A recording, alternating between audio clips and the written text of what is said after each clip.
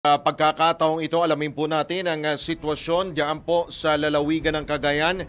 Nasa kabilang linya po natin si Cagayan Provincial Disaster Risk Reduction and Management Office Chief Roeli Rapsing. Magandang maulang tanghali po, Ginoong Rapsing. Welcome po muli sa DWIZ Channel 23. Drew Nasino po, sir. Yes, sir, Opo. good afternoon po at sa inyong mga taga-subaybay po. Opo, sir. Kamusta po ang sitwasyon dyan sa inyo sa Cagayan? Malakas po ba ang ulan? Mahangin po ba? Yes, sir. Yung northern coastal municipalities natin ang nakakaranas ngayon ng malalakas na hangin at ulan po. The rest of the province naman ay moderate to heavy rains din ang nararanasan. But sa southern portion po natin, light to moderate lang. Okay. So, yung northern portion, kasama po dyan, tama, no? Apari, Camiguin Island, tama po ba? Yan po yung Santa Ana, sir.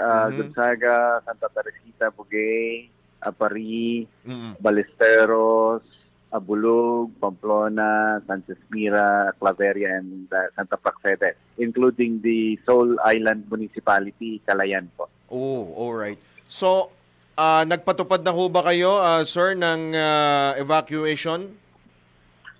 Yes, sir. Pag labas pa lamang po ng urgent advisory ng ating DILG at sinundan ng Office of Civil Defense, kagyat po nating kino-coordinate sa mga local government units natin, especially dito sa mga coastal municipalities po natin, ang preemptive evacuation. And kagyat naman tumalima yung ating mga coastal municipalities din po. Alright. So far, sir, meron pang kayong power supply?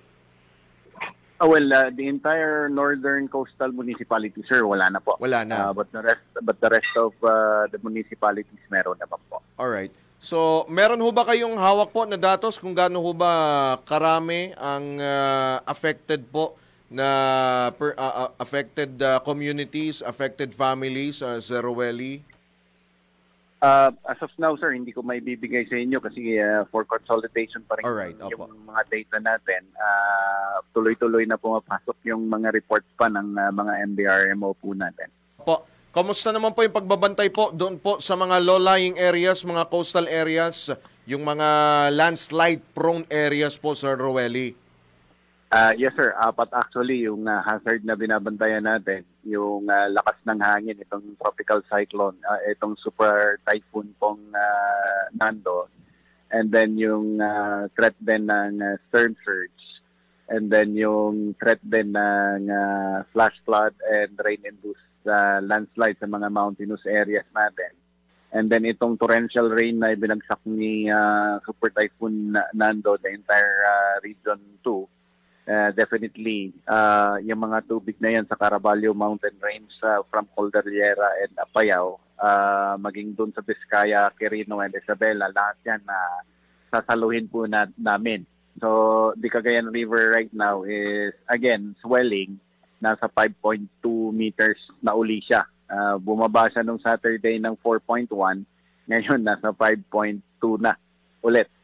So, there are actually 4 concerns. Yung aming binabantayan ngayon.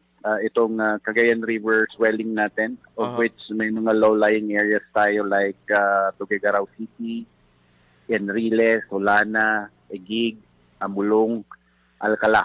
These are low-lying areas na kapag umabot na kami ng 7 meters, yan ay flooded na yung mga areas na yan. Opo. And then ang storm surge hazard naman natin, all the coastal municipalities, no, yung na-mention po natin from Santa Ana to Santa Praxedes, yun yung binabantayan natin. Yung threat naman ng rain-induced landslide dito sa mga mountainous areas natin, yung Peña Blanca, Bagao, Gataran, ang binabantayan po natin. Opo. So nakapakat po sa mga coastal municipalities natin yung 10 MBLT ng Marines and Philippine Coast Guard. Nakapakat din yung Philippine Army sa mga mountainous areas natin in the east, the eastern portion po ng province. And yung mga PNP and BFP po natin ay nakapakat sa kanya-kanyang mga municipalities na AOR po nila. Opo. Sir, nagpapakawala na ba ng dam? Nagpapakawala na ba ng tubig yung mga dam? Yes, sir. As of yesterday's pre-disaster risk assessment po, sinasabi po ng ni Maris, nagpapakawala na sila ng 273 cubic meters no, na opening sa kanilang dam po.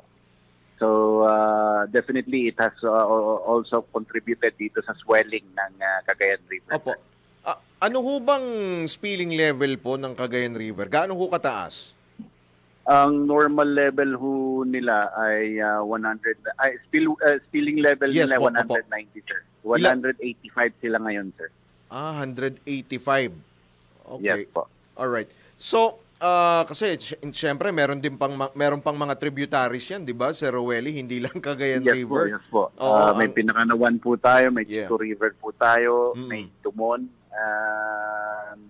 Yung sa Abulog Pamplona River Basin din po natin, yan yung isang worry natin. Yung dito sa northwestern municipalities po natin, sasaluhin din namin yung tubig galing Apayao. Na malaki din yun galing sa bundok o Cordillera. Opo. Opo. Ngayon, eto, may pinakikita kami, shinare ng inyong mga kababayan dyan sa Cagayan, merong mga lugar na binaha o binabaha sa kasalukuyang oras. Yung tanong ng taong bayan, how about naman po yung mga, kasi ito talagang mainit pa rin issue, no? Gumagana ba, epektibo ba yung mga flood control projects ninyo dyan sa Cagayan, Sir Roeli? As of the flood control project, sir,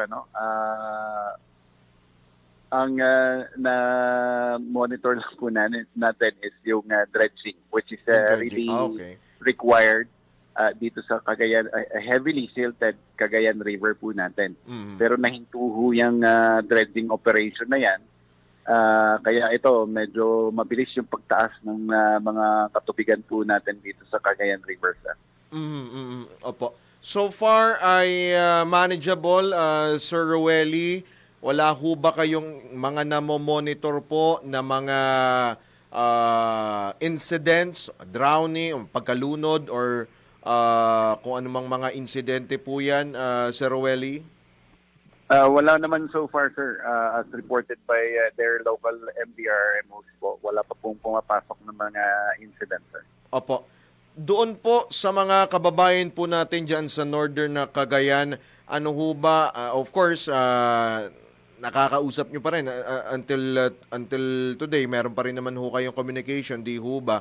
Meron ho bang mga pangangailangan po ang mga kababayan po natin dyan? Ano pa ang mga pangangailangan po nila na ibigay na ho ba ng provincial government? Yung mga pangangailangan po nila, Sir Roeli? Ang maigpit pong bilin sa atin ng ating butihing Gobernador General Edgar Aglipay po, sir, i-provide yung relief and medical attention sa lahat ng mga evacuation centers po natin. Kaya yung ating Provincial Health Office po ay nakapakat din sa lahat ng mga evacuation centers natin. Yung ating PSWDO po, sir, ay nag-augment din ng almost 10,000 family food packs dito sa mga northern coastal municipalities po natin para ma-augment yung kanilang stockpile din po. So, speaking of stockpile, Sir Roeli, yung supply naman po ng pagkain, of course, alam naman natin, ganitong panahon, mag-o-October, mag-aanihan. Kamusta naman yung, of course, yung inyong sektor ng agrikultura? Na ba lahat? Nakapaghanda na ba lahat ng mga magsasaka dyan? Yes po, sir.